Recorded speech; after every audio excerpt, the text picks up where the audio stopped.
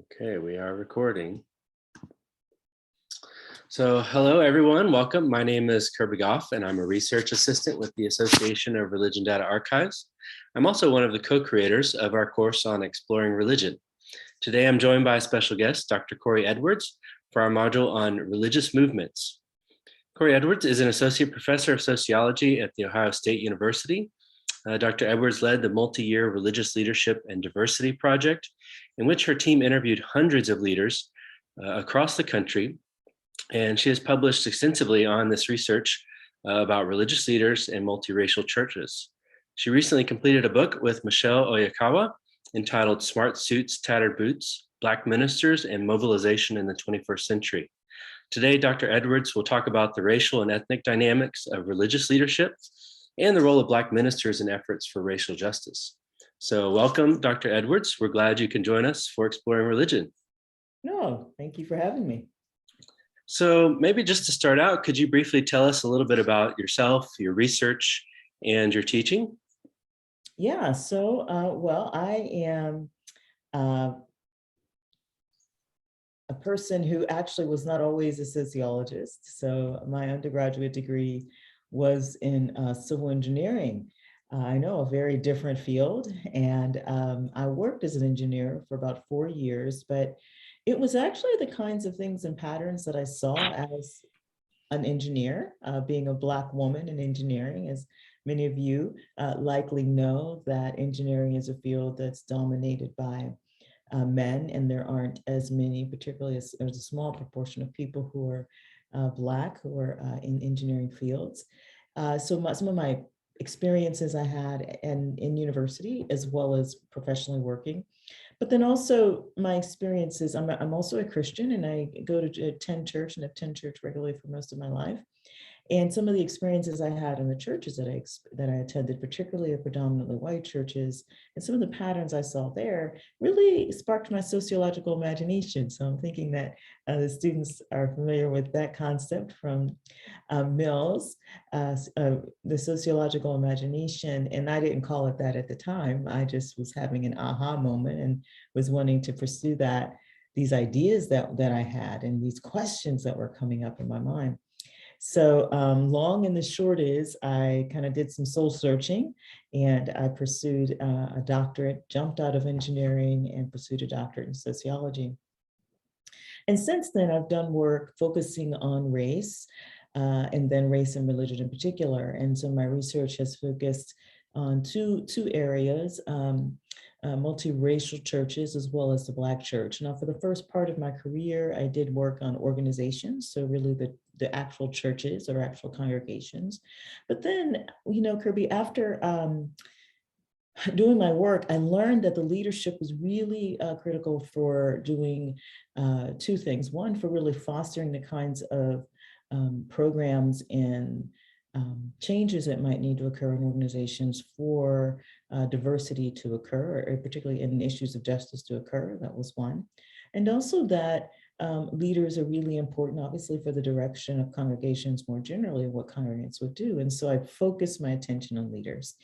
And then so really of my past couple projects that I've headed have focused on leaders, and you've already mentioned one of them, the Religious Leadership and Diversity Project. The other one is the research project I did that led to the book that you also mentioned, Smart Suits, Tattered Boots. And so I've been focusing on leaders of religious organizations, particularly Black churches and racially and ethnically diverse churches for the last couple projects, 10 years or so. And so I teach. So I do my teaching focuses on race and ethnicity. And I also teach honors introduction to Soch at The Ohio State University, as well as some methods classes, qualitative methods. And I've also taught a course on critical whiteness theory. So those are the kinds of courses I've taught, among others. Yeah. Thank you. Yeah, it's fascinating. I actually began as an engineer myself, and is that right? On my way into sociology. So for students in this class, perhaps you might find your way into sociology, or at least just learn a little bit about the social aspects of what you're doing. Well, I'm kind of wanting to hear that story now. I know we don't have time here on the video, but I've got to hear your story. That'll be on the bonus reel. Mm-hmm. I like that, bonus reels. Okay. Right. It won't be extra charge or anything. So I want to ask you about this religious leadership and diversity project. So you and your colleagues have published important work on the role of religious leaders, Yeah. especially in how they sustain congregational diversity. They help congregations to thrive and also to make a difference in the world. So could you talk a little bit more about this project, how you carried it out, and just what have been the most important findings from the project? Yeah, so the Religious Leadership and Diversity Project, kind of inconsistent with what I was just telling you about how I got into really focusing on pastors, is it came about just for that very reason. I was really seeing in the literature that, and in my own work as well, that there was a real, that pastors were important for, as I mentioned, fostering diversity and fostering community across racial and ethnic lines. And but there really wasn't a focus on the leaders. That is to say, the focus was on the organizations, and leaders were a variable that was found to be important, a factor that was found to be important, but they weren't the focus. But I began to surmise that actually, because it's coming up so often that they're important, that we really actually have to focus on the leaders and get a sense of who they are, why do they do what they do, what are the challenges that they deal with, why do they make the decisions that they make, what are the kind of supports that they have in place, and just what ultimately does it mean to be a pastor of a racially and ethnically diverse church? I mean, I'm sure those of you who are watching, you may know that religious organizations, particularly Christian ones, actually, let me focus on that. Christian organizations in the United States, congregations in particular, are some of the most racially segregated organizations in the country. We still, even though we have seen an increase in diversity within congregations in the United States over the past couple decades, where now we're talking at about 85% are homogenous, or another way to put it, about 15% are diverse. That's a really large number, right? So what does that suggest? That suggests that that the churches really move toward homogeneity. And a big part of that is because I have argued and others that they're voluntary. So people don't have any pressure they don't have to be around people who are different than them. They can choose to go to whatever churches they want to go to. And people in the United States organize around race and ethnicity. And so if you have an opportunity to voluntarily choose to go hang out and build a community with people that you see as like you, race and ethnicity are those identities that people in the United States organize around and they consider to be very salient for a lot of historical reasons for which I am not going to get into today. But my point is this, that pastors are therefore working against some really powerful forces, actually. I mean, particularly all pastors actually are doing that. But I would say in the case of pastors of multiracial churches, they're working against some really powerful forces. That is to say, because we live in a country, a lot of things are pulling people apart when it comes to race and ethnicity. And what pastors of multiracial churches are doing are trying to foster community where they're bringing people together. And so they're dealing with a lot of different challenges there. And so I was really wanting to understand that. Who these people, what is this role, and how do people end up in this role? How do they navigate this role? And so the study is a multi-method study, largely qualitative, where we interviewed my research team, and I'm really grateful. I had an awesome research team, probably about 30 people total, but about 10 people were the core of the team. And those included people who are graduate students. I had a couple undergraduate research assistants on my team, as well as faculty. And what we did is we went across the country to 12 different cities and across all 4 census regions. And we, in those cities, we sought to interview pastors of multiracial churches. And we did that. And so we have a sample of in-depth interviews of multiracial churches face-to-face. This is pre-COVID. I really value face-to-face interviews because you get to see a lot more about their context and so forth. It's not just the interview, it's the context, it's their church, it's their interactions with other people in their congregations, all these kinds of things. So it was really valuable. And we interviewed them. We had 123 in-depth interviews. And then we also went back and did a subset of focus group, we did focus groups, the subset of the pastors in the church, again, having focus groups with congregants of people who went to the churches of some of these pastors in the 4 different of coming out of all 4 of those different census regions. We also have some survey data as well, survey data on the congregations that the pastors or an informant who would know about demographic and other information about the church filled out. And then we also have some survey data of congregants as well. So it's a multi-method project. It took several years and we're still working through and in the data. I'm excited about the kinds of things that have come out of it. So yeah, that's the RLDP. Wow, it's fascinating. I'm sure it definitely is not easy to do Yeah. that kind of a study. And as you've been kind of digging through the data, both the interviews and focus groups and survey data, have there been any surprises, things that have stuck out to you, or just really important discoveries that you Yeah. found? Yeah. Well, there are several actually, but I can pinpoint a couple. I think one is that so we had an opportunity to interview pastors across 3 of the what we think of as the 3 main religious traditions in Christianity: mainline Protestant, conservative Protestant, Catholic. And so we have people who are head pastors. Again, the RLDP are all senior pastors. And I just want to highlight that the reason why they are senior pastors, because senior pastors are the people who actually make the ones that are responsible for congregations. So I was looking particularly for speaking with those.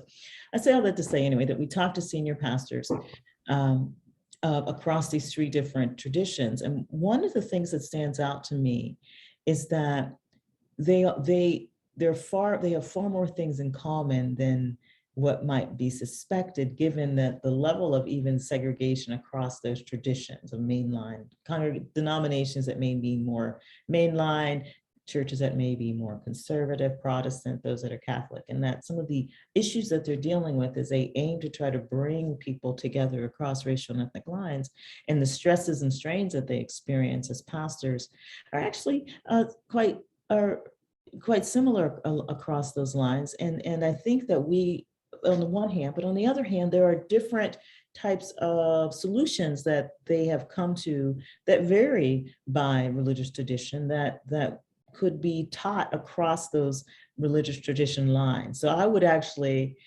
what I would love to see is to actually see there's more of this people coming together, religious leaders, denominational leaders coming together across lines of religious tradition to share what they've learned, how they've navigated this terrain, but also to actually build some type of connection and community too, because as I said, they are a minority of churches in the United States, a small minority of churches in the United States that are diverse. So that would really be beneficial. A second thing that's really interesting is because, again, these forces that lead toward segregation when it comes to religious practice and worship, that they don't actually know, they don't really have connections with other pastors or priests or religious leaders who are doing what they do. That is to say, unfortunately, there's a good deal of isolation. And so I have another, what also would be helpful is to bring people together across those lines to build a sense of connection and community. And so I actually, as part of the Religious Leadership and Diversity Project, my team and I actually did put on a conference that was for religious practitioners with the purpose of bringing people together in that space. And it was, I think it was really a great success. And so I think that's really, excuse me, I believe that's really important and valuable as well. There's so many other things, Korie, I could talk about. Some other ones we could bring up is talk about issues of race and how they deal with issues of race. And so a lot of the times, and particularly when you talk about evangelical or conservative Protestant, don't necessarily want to deal with issues of justice. There can be a real emphasis on dealing with coming together across racial lines, but this is happening under unspoken expectation that it's going to come under the umbrella of whiteness. and maintaining a hierarchy where white people and whiteness is still at the top. And so that is something that I'm not sure I was completely surprised about, but it was interesting to see that how they continue to make sense of that and do that. And again, this kind of frame was something that was more prevalent among conservative Protestants, not exclusively. There was also among other pastors of multiracial churches as well. And then finally, another point, and again, there are so many I could talk about, is the level of golly, I would say, actually, this is not just the pastors of the in the RLDP. I would say this is something I've learned about pastors generally. And the other project I did was focused on Black pastors, is that it is a role that that has a great deal of strain. And so a piece where I talk about the religious leader, the pastor of multiracial churches and real strain. But whether you're heading a homogenous church or whether you're heading a diverse church, there's a lot of role strain involved. And role strain for your students is when a role has so many responsibilities that it's impossible for the person to fulfill all of those responsibilities. And they experience this thing called strain, and strain manifests in a couple ways. It manifests in your inability to do all that you're expected to do in that role. And it also manifests psychologically, a sense of a psychological level of stress. And so just the level of stress that pastors experience in many ways because of how this role is defined and determined in the United States context, where we know that religion is voluntary, as already mentioned, and that means that religious organizations have to sink or swim based on how they are able to bring in resources. And those resources boil down to primarily two, which is for all organizations, but these is that dirty little secret we don't want to say, and we're talking about the sacred, it's people and money. And so, that's just a very real issues that they have to deal with, yet they have to deal with it in the context of all these other expectations that are placed on pastors, from performing rituals to dealing with people, walking with people through hard times. With another example is, doing funerals, coming up with something really amazing to say every week, managing staff. I mean, it goes on, right? I could go on, but I just want to highlight that that's something that came up in my research with pastors, even though, as I mentioned, I'm a person that's gone to church regularly for most of my life. I actually had not really thought of that as just a person sitting in the pews until I did the research. So those are just some of the things, Korie. As I said, I could go on and on. You get a researcher talking about their work, you got to get them to shut up at some point. So I'll just stop right there. It's true. It's fascinating too, because it helps kind of put you in the position, you kind of put yourself in somebody else's shoes, and Yeah. it's exhausting. And when you experience role strain, even the things you're good at, you become not so good at anymore. That's right. That's Yeah. right. You're stressed out. And I'm sure, students experience that too, Mhm. Um, so, you mentioned kind of the role of pastors of multiracial, multi-ethnic churches. Um, In one of your recent article that you wrote with Rebecca Kim several years ago, you talked about, you looked at specifically Asian American and African American pastors, Yeah. and their kind of work in pioneering and innovating.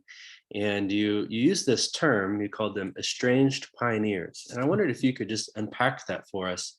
In what way is this group of religious leaders, estranged, but also pioneering? Yeah. So what we found in the Religious Leadership and Diversity Project is you have Asian American and African American pastors making choices to leave um, and essentially their religious heritage or the space that they grew up in. And as I already mentioned, that the spaces that most people grew up in are going to be racially and ethnically homogenous, because that's how religion is in the United States. And so the pastors in these churches, in their study, grew up in African American pastors. Almost all of them grew up in Black churches, and Asian American church pastors grew up in Asian ethnic churches. But it's somewhere along their journey they make a decision to head or move toward heading multi-racial churches, or they get offered an opportunity to do so because they went to seminary, they come out, they're part of a mainline denomination, and they get assigned, somewhere. But I would say the story is that they end up in these places where they're not altogether accepted, right? I mean, they are in that position, they are occupying that position of authority, yet they experience resistance to their authority and by the people that that are part of their church, their congregants. They experience microaggressions. They experience, and this could be very direct. Some of these are very direct ways of communicating that they're not happy that they're heading the congregation, or it can be indirect, sort of passive aggressive ways of doing that. They also aren't included in some of in sort of the ways and the circles of power and influence in their denomination. They communicate more difficulty getting the kinds of resources they need to support their churches. And so the point is they go out here, they are usually very excited about doing this thing, of building and fostering racially and ethnically diverse churches. They are pioneering in the sense that this is not common. We are in a society that touts and talks about the importance of diversity, but as far as actually having any institutional support behind it is a whole nother issue. Real institutional support. When I say real, I mean real resources. And as I already mentioned, there are two resources that matter. If it's going to become real, it's down to people and money. So what's behind, what's behind it? And so there's a lot of people articulate, or organizations articulate support for it, but they don't provide any institutional support. And so that in that way, they're pioneering, but they're out there on their own. They are estranged because when they leave their home churches, or the churches that they grew up in, or the traditions that they grew up in, it's not something that's necessarily perceived as a great thing to do. It's not like they can maintain ties to that community. In many ways, those communities, in many ways, those ties become fragile. And so for African-American pastors of multiracial churches in particular, it challenges the sense of their authenticity as Black religious leaders, because Black religious leaders are people who are part of the expectation of the Black religious leaders that they would invest in not only Black religious communities, but the Black community more broadly. And when you are then using your resources to invest in a multiracial church, and oftentimes even churches where the minority still are Black people, then that creates some type of tension between the pastor who is now a pastor of multiracial church and the home community. And then, so there's a certain sense of estrangement that they experience. And it happens also for Asian Americans, but in a different way, where there really was no real socialization or training for how to really do leadership outside of an Asian ethnic context. And when they want to do something differently, because the Asian ethnic church context really does focus on the Asian ethnic, and it has an emphasis on immigrant experiences, they don't have really any space to necessarily flex their pastoral calling, so to speak, and they have to end up leaving that. And there's no real, there's no development or support for that. For them to do that. Now, it's not to say it's different for African Americans. It's not to say that they feel inauthentic. In some ways, they're, because of they're still this sort of immigrant framework where it's, you're doing really well, you're going out into the mainstream. And yet when you do that, you lose connection to the home church or the traditional church community. And so therefore you're estranged in that way. So, going out and doing this for Asian American and African American pastors does come at an additional cost than it does for white pastors. Heading a multiracial church generally comes at a cost. But when you're an Asian American or an African American pastor, it comes at an added cost of losing those connections to communities that really are vital for your sense of who you are, and also your emotional support, your relational support. And that's really important. White pastors don't lose that, because actually most white multiracial churches are tied to denominations and religious traditions that are largely run by white people. So you're not leaving that. Yeah. If we were to think about it in another way, what would it be like if all of the multiracial churches were tied to black denominations or traditions that were predominantly or all Asian, right? You can think about it in the flip, and you can see how that would feel. So that's what we mean by strange pioneer. Hmm. Well, you mentioned, for Black pastors, one of the expectations is they're involved not only in the church community, but in the broader community as well. So I'd love to skip ahead just a little bit here and ask you to talk a little bit about your recent book. Yeah, Just to review, so it's called Smart Suits, Tattered Boots, Black right, Ministers yeah, Mobilizing the Black Church in the 21st Century. yeah, And you yeah, explore some of the reasons that Black church leaders, though highly involved in the civil rights movement 60 years ago, have been, relatively missing from the Black Lives Matter movement. yeah, yeah, yeah. So, what do you see as the difference, and why does it matter? Yeah, yeah. So there are four things that we argue changed since the civil rights movement, and what we see now in the 21st century. The first thing is that there are two sort of categories. One are external factors and internal factors. So I'm actually going to talk about the external factors first. The first is that racism in the United States has become what some scholars will call colorblind, right? There's after the civil rights movement, and Omi and Wynett talk about this and others, there's been a reframing of racism in such a way that, okay, we're not going to talk about race. Now we're just going to pretend that racial inequality, racial hierarchies, racial discrimination, and otherness, they don't really, they don't exist, and we don't see color. And so there's this false way of pretending that inequality and stratification doesn't exist, and all the history that led up to it. We don't know anything about that. We don't even see that that we're different. And so that kind of thinking has changed through the landscape of how do you deal with and challenge institutional racism and discrimination in a society that tries to purport that race doesn't exist, or that we just don't see race. I mean, there's other ways in which scholars have talked about this as well. Some have called it aversive racism. People have called it a laissez-faire racism, such as Lawrence Bobo. But the general take is that people are resistant to acknowledging race or saying that racism exists, while at the same time there's this reproduction of a racialized society and a racial hierarchy.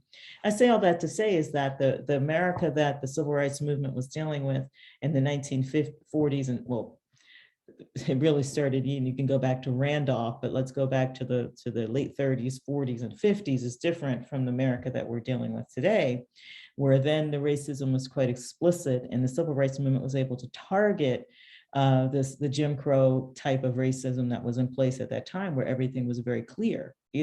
White people can come in the front door, people of color, Black people in particular, you go to the back, right? And it's very clear about what those rules are and how people were to interact, and what we were supposed to do. It was explicit, and it's very implicit in today. So that's one. So how race is done is different. Number two, there's been a real increase in the proportion, and let me not say that, there's been a real increase in faith-based community organizing over the past 4 decades. This is happening post civil rights, really. You're seeing this great increase over the past few decades. And so that's changed sort of the movement, the social movement field. The community organizing field, right, where we're seeing this new way of or new set of organizations that have emerged on the scene that are filling up some of that field, and so that has had an impact on the connections that Black religious leaders can make, and what connections are available to make as it relates to civic organizations that are doing this kind of mobilizing work. We've also seen in Ohio, at least, right, this decline of actual activity between Black pastors and such as like the NAACP, SCLC, Urban League, whereas they have these connections, but these connections are largely symbolic. So they pay their membership dues, they might go to a meeting or not, but they do support these organizations financially, but they're not necessarily actively involved in working together on issues of mobilization.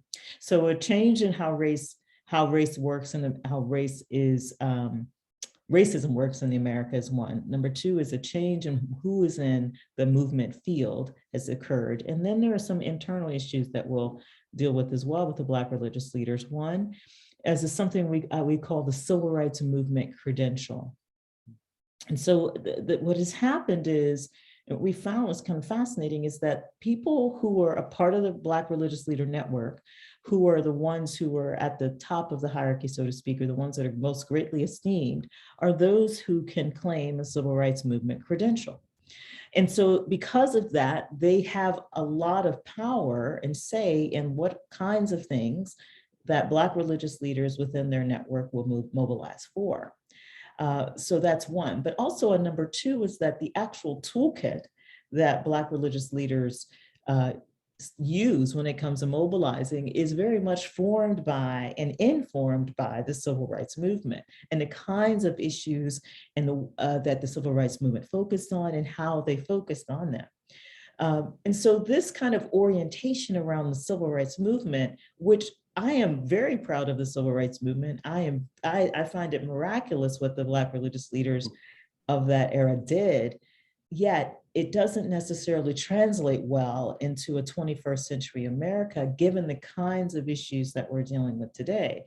And so that's one. And then the other is something we call the Black Protestant ethic, is that there is still, and this is something that scholars who study the Black church have noted over and over again in their work, right? You're going from Du Bois to Mays and Nicholson to Lincoln and